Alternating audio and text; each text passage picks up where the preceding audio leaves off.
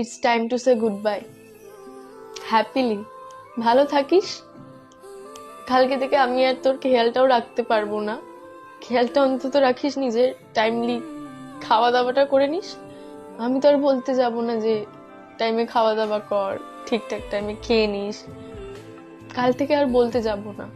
আমরা শেষ পর্যন্ত টিকিয়ে রাখতে পারলাম না বল। আমরা তো জানতাম বল শেষটা এমনই কিছু হতে চলেছে, এমনই কিছু হতে পারে, কিন্তু এত তাড়াতাড়ি। আমরা জানতাম যে শেষটা এমন কিছু হতে পারে, কিন্তু এটা সত্যি হবে ভাবিনি। কেন এত কষ্ট হচ্ছে আজ, যখন আমরা সবটা জানতাম? হোয়াটসঅ্যাপের পিন লিস্ট থেকে শুরু করে জীবনের পিন লিস্টে সারা জীবন তুই থেকে যাবি। দিন শুরু আর শেষের খাতায় যার নামটা লেখা ছিল তার সাথে কালকের পর থেকে নাকি আমার কথাই হবে